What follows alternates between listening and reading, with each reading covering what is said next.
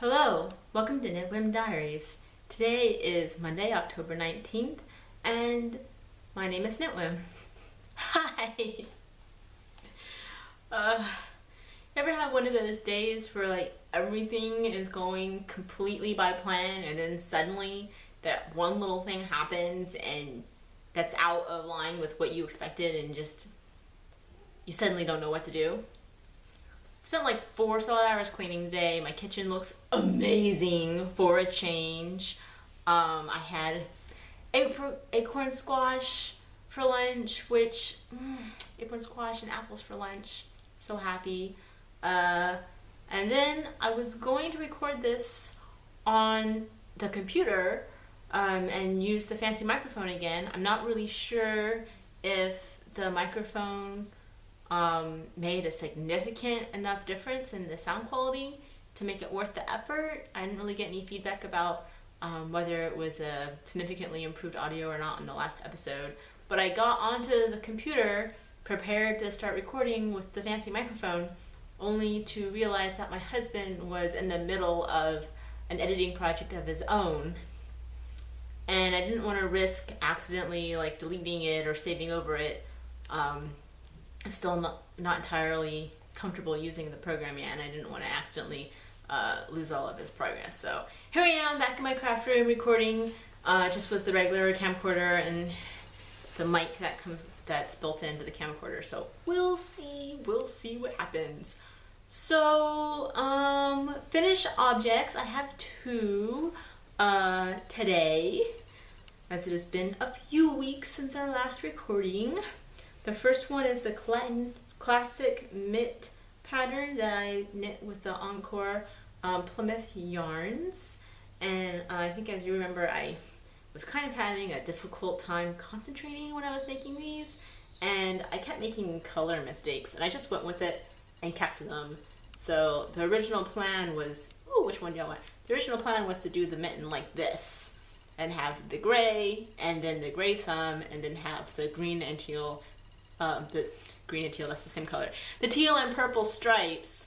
But when I did the second one, first of all, I did the purple and gray stripes for way too long.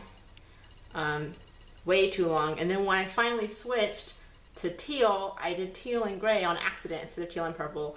I was just in a really, I don't know, my mind wasn't in it. And I didn't care enough to go back. So, woohoo! I mean, I think they're pretty fun looking and they're kind of coordinated and they match with the, from Norway, with the love hat that I knit with the same yarn. So, and I blocked them and they were just a little bit too small. They weren't quite tall enough to be comfortable before I blocked them, and then I blocked them and now they're kind of the perfect size. So, yay! And then, the second finished object is called Holes to Make Lace by Caitlin French, and it's a worsted weight triangle shawl lace, and I knit it on size 7 needles out of Malabrigo Rios in the colorway Archangel, and here it is. I feel like the lighting is a little too harsh and it looks a lot more red and orange. It's got a lot of dark purple and yellow and gray and blue, and it's just gorgeous. I got 2 skeins of this, originally planning on doing a cabled cowl, and then I ended up switching to this at the last minute, so I have a whole skein left. I didn't even finish the 1 whole skein to do this, so that was nice. It was a quick pattern. Obviously it's too small to be like a shawl that you'd wear over your shoulders, but it's just the right size to work as a scarf, which is really what I wanted. That is exactly what I intended to use it as. So, and I have a couple of shawl pins now that I can use if I really am worried about it falling off, which I'm not generally, and it's just perfect. Just have a touch of purple and woohoo! Finished object. So I haven't touched the sweater that I'm working on. I haven't touched. I'm still doing the sleeves. They're knit flat. The increases bother my OCD brain, so I'm kind of avoiding that. I need to finish. It's starting to get cold now, so it'd be nice to finish so that my husband could actually wear it. because I'm knitting it for him. And then I haven't worked on the crochet shawl, the fruit shawl either. Mostly I haven't really had a whole lot of time to knit, and when I have been knitting, it's been with my husband present, and it's just very difficult to concentrate on all of the counting involved for the crochet pattern with him talking to me all the time. And even I'm knitting this color work pattern, which is my current work in progress that I'm actually working on, and you know, I have to go back all the time because I'm trying to count, and he talks to me and it's just like, ugh, now I don't know what number I'm on, I have to start over again, and it's just so that's why the fruit shawl is been on pause, but I'm more than halfway done with the mittens now, so hopefully I'll be able to finish them. And then after that, my next project that I'm going to cast on is socks for my friend Jean, because last year we did a Christmas hand knit sock exchange. She knit me a pair of socks and I knit her a pair of socks, so we're doing that again this year, and I'll be starting those super early so that I have plenty of time to finish. I don't have a really good track record of knitting socks quickly, but I think I'm getting better. The last pair of socks I knit were worsted weight, but I did finish them in 2 weeks. So, I mean, obviously socks on sock weight yarn take longer, but you know, fingers crossed will work. I still haven't narrowed down the pattern. I have 2 patterns I'm thinking about, and it's one of those things where it's like I want to knit something that she'll like, and so I have 2 patterns. One of them has been on my favorites list for a long time, and I would want to knit for myself, but it's kind of simple, and I'm just like, is it too boring? Will she hate them if I knit a boring pair of socks? You know, I don't know. I haven't decided yet. It's one of those things where part of the fun of doing the sock exchange is that you do get colors and patterns that you wouldn't necessarily want to work yourself, but that you would love wearing. So we'll see. Still up in the air about that. That's going to be my next cast on. And I'm saving my next yarn purchase because I'm going to buy yarn for that colorwork sweater, but I'm going to wait and order it on Black Friday / Cyber Monday. I think it's Cyber Monday that Eat Sleep Knit does, I'm pretty sure. But whatever, whenever that is, that's probably when I'll knit it and try to get some kind of discount on buying the yarn for that. So without further ado, my current work in progress is the Fighting Words Mittens by Annie Watts. There are 2 different yarns. The gray is Squish Fiber Arts Ultra Sock, and the color Vintage. It's mostly gray, but it has like pops of like purple and pink in it, and it's, you know, it's very subtle variation. And then the pink color is Malabrigo Lace and Damask Rose. It's the yarn that I used for my Spinning Sister badge, and so it was lace weight when I bought it, but I chain plied it on my wheel to make it a fingering weight. And I thought, I'll just show you my progress on this one. I thought that the colors would be pretty contrasty, but especially since the gray changes color a lot, the darker parts of the gray are too similar to the purple, and so you can barely see the pattern. This is my progress on the second mitt. I have this really gorgeous stitch marker one of my new friends, Jessica, made, and yeah, so this is my progress on the second mitt. It's turning out a lot tighter than my first one. I'm trying not to knit so tight, but it's definitely smaller and tighter than my first mitten, which is scary because that one was painful to wear before I blocked it. So the first mitten is done, and you can just sort of see it's really hard to read.